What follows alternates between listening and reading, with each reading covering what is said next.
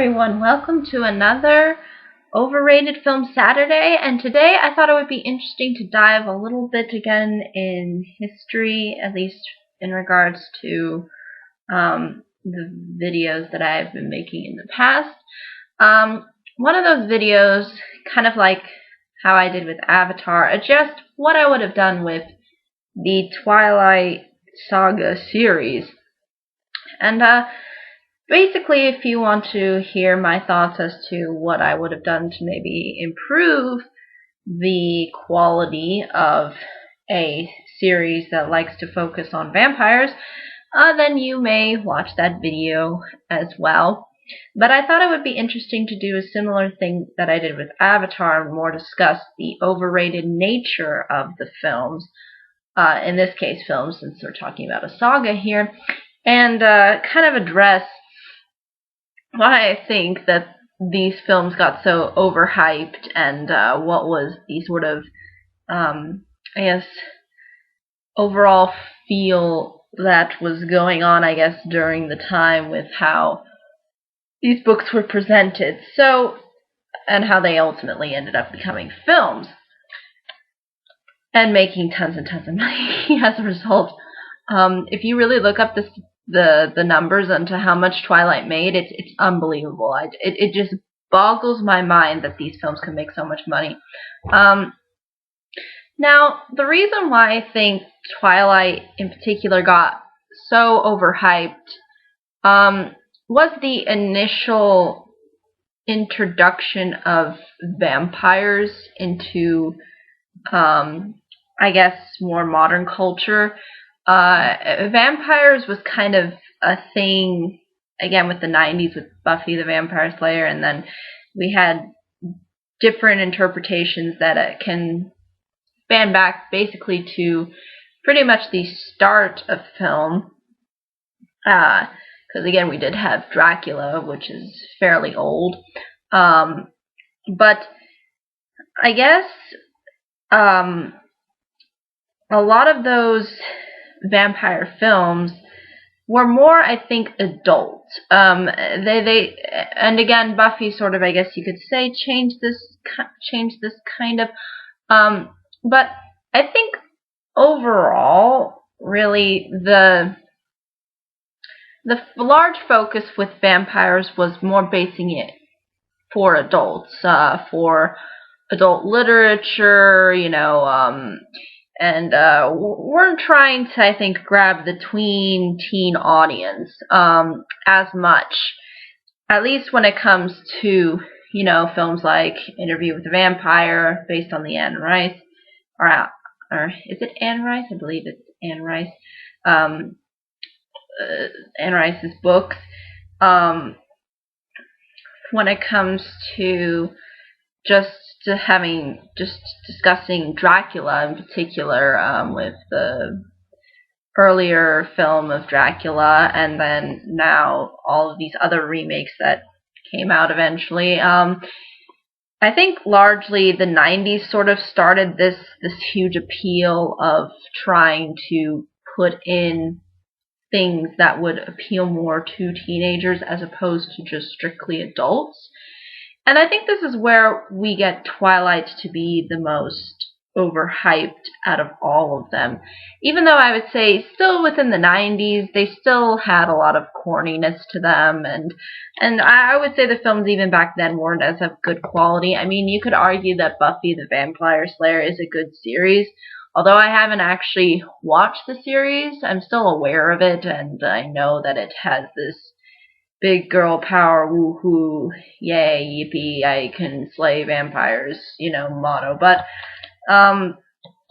I never watched it, so I never really got a huge value from it, at least when I was growing up within the 90s, because I was fairly young. So, but there was, I think, again, the 90s, I think, started this whole trying to appeal to the teenage demographic when it comes to vampires, and trying to sell them on this idea. And I think Twilight successfully sold this idea. You could argue probably Buffy did too. But the thing is with Twilight, it's it's more about the romanticism of vampires rather than the adventure aspect of vampirism, which we see in Buffy the Vampire Slayer for the most part. It's all based on her going on these various adventures to kill vampires. Whereas Twilight is about romance and the seduction of vampires. So it was trying to go for that angle, which is a huge part of the vampire sort of, I guess, lore that people get drawn into from, because again, the aspect of seduction as well as adventure is really displayed within the sort of vampire universe, I guess you could say. You can argue about the details as to water or holy water and and whatever else you want to say, like the stake through the heart. You can argue all of that stuff and say whether or not that's really true to vampirism. But I think it's been fairly loose, at least throughout the years, because again,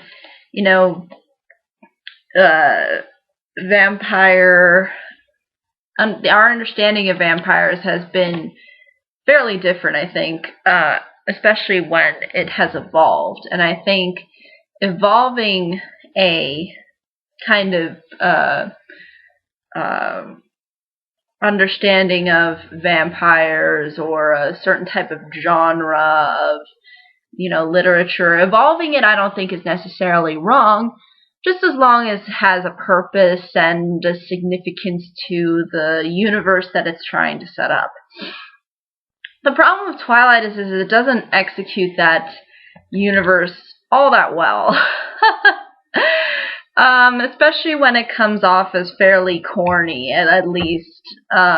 Especially with the whole idea of vampires going to high school, and trying to be like normal people.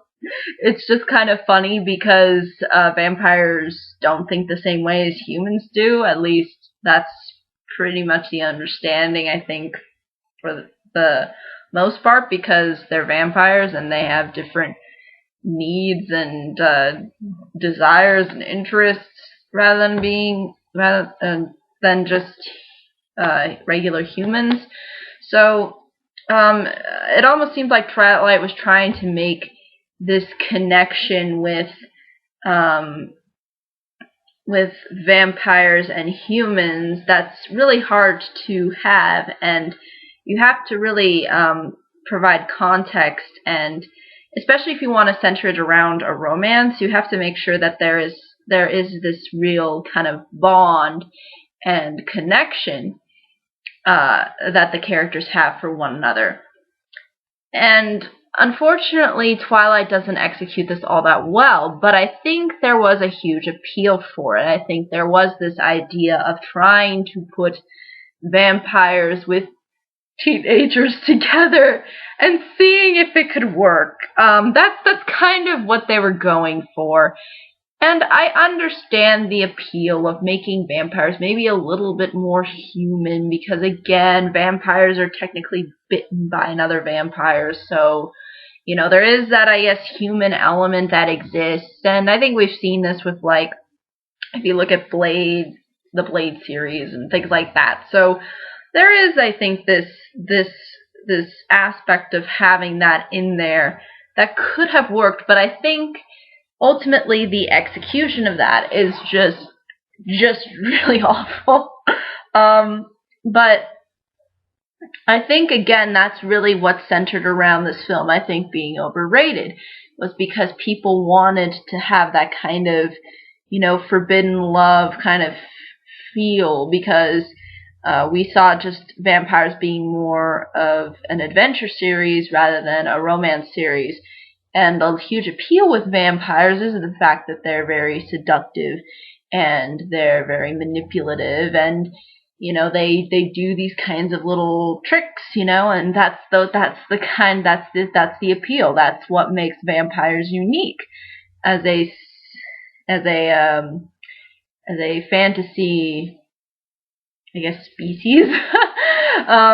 So again, there is this huge appeal for that, and I could understand that appeal, but the overall execution, again, is just so bad. It's hard to tell where to begin, but I'll just say, just straight out, the acting's just horrible. The whole the whole way the characters interact with one another doesn't feel natural. It feels very forced. And the only scenes where I feel like there's actually two genuine people talking to each other is when Bella is talking with what's his face, Wolfman Boy, Taylor Lautner. Oh gosh, how did his name escape me? Jacob. There we go, Jacob. When Bella's talking with Jacob, those are the only times where you feel like, okay, there's actually normal people talking here. Even though he's a werewolf, I do feel like, okay, this is how people would communicate with each other. And I think there is such a huge appeal too, again, of denormalizing a relationship, in particular a romantic relationship. As you can see, if you watch the films, you will see that the relationship between Bella and Jacob is what you would describe a more normal relationship. Like, it feels like that they're actually talking to one another, that there's actual dialogue, they're making small talk, they're doing things that resemble what a couple would do. And with Edward and Bella together, it's clearly not a normal couple. I mean, they are very odd when they're together and talking, and Edward's saying all these really bizarrely weird and almost kind of creepy things, and watching her and while she sleeps, and coming into her room like unannounced, and those kinds of things are they're very creepy. But there is an appeal to creepiness. I think there is this inner inner element within people. I would say more of the female demographic, but we can maybe include some males in there. I'm not sure, but I think there is a huge appeal for these kinds of really strange relationships. And I think that's why, for some reason, this relationship got this huge appeal from it.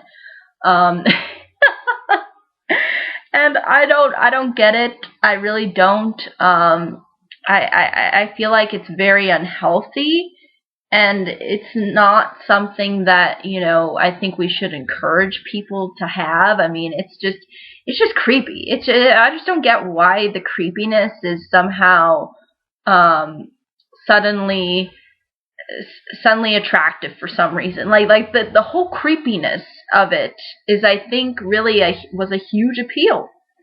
And we see this too with, I hate to do comparisons here, but it's pretty much the same as kind of like 50 Shades of Grey, where we see this guy named Grey who is kind of a creepy stalker, and has really weird fetishes and things like that. So you really do see that these relationships that are coming out, they're just so unnormal. They don't feel like a genuine relationship. They feel like they're this artificially constructed thing that is only designed to appeal to the demographic that they're going for, which is teenagers. And I think the appeal is the idea that, and again, I hate to bring up the whole kind of stereotypicalness of it, but it's kind of present, and there's no way I'm not going to be able to suggest or go around this, because it's really a big part of this whole freaking series. And that's the whole concept of the bad boy. And what I mean by the bad boy is the bad boy that really doesn't care. Or if he does care, he cares more about himself. Or if he has these really strange tendencies and, or has really stalkerish behavior, or, the whole appeal with 50 Shades of Grey, that same kind of character, the one-dimensional creep. That's how I like to describe these characters. The one-dimensional creep. We got Edward here and Grey here. They're pretty much the same. There's really no different, except they just have different weird things that they like to do, like watch people while they sleep, or come in their room like unannounced while they're sleeping. Again, that's what I mean. I don't mean like they're laying next to each other and they're sleeping next to each other. I mean, he comes in the room, he goes like this, unannounced, and boom, suddenly that's acceptable. And it's the same with Grey with his really, really kinky fetishes. And again, it's that whole appeal that I think drives these kinds of positive reactions. And I would say that this is really bad. like I don't see how these kinds of relationships are somehow fun or interesting. They're just creepy. Like, I don't get it. But again, it is that sort of mentality. And I think a lot of the mentality comes from women in particular. This whole idea of wanting the bad boy. And I think that that's just not a good message to send to people. That, yeah, you should choose someone who's a complete creep. Like, I don't think that that's a good message to send to any teenager or anybody. Like I think that's just a really horrible message to send. And I think that's really, really the result that we get from this story. Is this, and why there was a huge appeal for it, because if you create a one-dimensional bad boy, the hives will come and watch of people. And I think that's just really true. And I think it's a really actually relatively, I don't want to say it is a relatively new phenomenon, because I can't remember anything within media recently that has kind of promoted this attitude. Like, yeah, it's okay to go for the bad boy. Yeah, that's a good idea. It would be like if all Disney princesses like hoarded over Gaston. Like, literally, that's how this whole approach is pretty much going. It's going in that direction, going for the creeper, the stalker, that guy that you should not be with. And it's insane. It's just unbelievably insane. Like, I can't understand why that would be somehow appealing, but it is. And it's just kind of like one of these facts.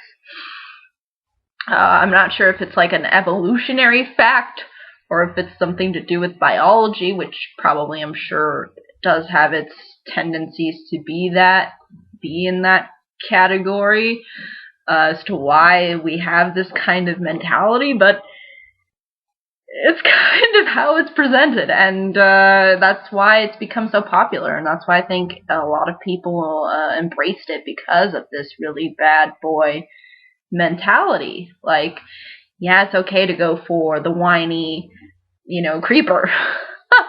Because the whiny creeper is somehow attractive, and I don't get it. But that's really a huge appeal that I think the series got, and people, I guess, were willing to forgive the bad acting for it. And again, I think the result of having the bad boy element within this series, with having Edward being sort of the bad boy and Bella being the unactive, uninteresting, and uninspiring female protagonist, creates a lot of incoherence when it comes to the storytelling. And it's almost to the point where I don't think even the audience really cares about the story. Like, I don't think the audience really was geared towards the story, as more as they were more geared towards the characters, because again, we saw this huge appeal with like the t-shirts and the merchandise and all that stuff, and it was all about the characters. It wasn't really about the story. And I think as a result, the story falls completely flat. But then people are willing to forgive that because they think that these characters are somehow so compelling. But ironically, the characters are pretty weak. Except I would say Jacob at least has some dimensions to him. He's the only character I feel that was trying. I feel like he was the only character that has some plausibility of existing or of being really relatable, but all the other characters are just completely forgettable or shoehorned or side or put to the side for the main characters. And if you've got a really, really boring female protagonist with a really, really boring bad boy male protagonist, it doesn't help you. It doesn't help with your story. It does not. It keeps it very inconsistent. And then there's also a lot of weaknesses that result from the characters. And again, I think the whole appeal too of not just the idea of the bad boy element, but I think something else is what made people really, really get hyped for this. And I think it was the aspect of devotion. It has been noted within female romances, usually devotion is a big part of it and a really big, important factor and element to put in there. And I think the fact that these characters, Edward and Bella, were so devoted to each other, even Bella so devoted to him that she would, like, commit suicide. Like, we're going to Romeo and Juliet territory here, but again, even Romeo and Juliet made it at least a little bit more complicated and maybe a little bit more plausible. With Bella, she just literally, he's alive and, he's all good. There's nothing wrong. It's just that he doesn't want her to get hurt, so he leaves her, and then she's like, I can't live without you, I'm going to kill myself. And that's just, I think, such a really, really, really bad message to send, but it's a message that appeals. And why is it a message that appeals? It's because I think, in large part, a lot of women, at least that's the majority of people. Thank you. My mom watched me something. My dress. But, apologize for that. But, just to kind of continue on to my point. My point being is that whole devotion aspect, that the willing for her to go so far for him, and then at the same time him trying to kind of be a protector by, like, telling her to, be careful, but at the same time being a complete creeper stalker, doesn't really work to this series' advantage. But I think that was really the huge initial appeal that people had, was this idea of devotion. I think it's kind of the same with Titanic too, because you have, Leo laying everything on the line for this woman, like I think women just love that, and I love it too. I love devotion. Heck, if you devote some time to me, I appreciate it. Like anybody who watches my videos, like, I appreciate it. I appreciate that you took the time to appreciate or enjoy what I do. And again, that's a huge appeal, like this whole idea of devoting yourself to something. Again, it's completely distorted. I know this is a completely distorted message and a distorted idea of what devotion is, but nonetheless, it's devotion. And that's what really set people on a storm here. This is why people, I think, really, really got invested in this. They understood the aspect of devotion, and they leached on that. And I think that was really a huge appeal, in particular for women, for younger women, teenagers. The problem is that there is no intelligence behind this series of movies. There's no sense of trying to make it better from the books. Like, it does seem like that they were pretty much going with what the books were saying. Maybe changing things here and there, but really not doing anything with them. And I think that was really a huge problem. But I think, again, it's supposed to appeal to that sort of mass demographic where they don't think about that. They just think about, ooh, who is Bella gonna be with? And it's like, oh, she doesn't deserve anybody. Neither does Edward. Chick's the only person who deserves anything out of this entire series. He doesn't even need to. He doesn't even deserve to be in this series. Like, they should just break the fourth wall and take him out. Like, that's what they need to do. Like, he should just quit his day job and be like, screw this series, screw these movies. I'm gone. You know. But no. We have to have this really dumb love triangle that takes up the majority of this entire series, and it just lacks intelligence. Like, and the lack of intelligence, I think, still appeals to people. Sort of similar to how maybe really bad comedies maybe appeal to other people. For example, Seth MacFarlane, I guess, could be a perfect example. Yes, Seth MacFarlane makes dumb humor, but there's some people who don't mind that humor, and they can turn their brain off and enjoy that humor. Whereas there's other people out there who do, I think, the same with romance. They'll turn off their brain and let the romance just speak for itself, and don't think about anything. And again, some people are gonna argue like, oh, it's the same thing as a fairy tale, and yeah, Twilight was trying to go for fairy tale, but there is no emotion whatsoever, in no kinds of no emotion, no creativity, no heart. You know, at least with fairy tales, they did have a sense of heart and an understanding of different concepts. And even though they're not perfect, and obviously they are not as realistic, they at least are trying to say something. But with Twilight, it's not saying anything. It's just to shut off your brain and watch a really bad romance. And it's kind of similar to, like, The Notebook, too. Like, shut your brain off, watch how romantic it is, that Ryan Gosling's all over that one woman, Rachel McAdams. You know, that's the mentality. That's how they get you with these movies. And I think this film was no different. And I think the fact that the people were able to shut their brains off during this entire series is a 4 movie, or no, was it 5? It was actually 5 movies, because we had two for the price of 1, really, which is what, I mean, I almost want to say 2 for the price of less than 1, because the quality was just so bad.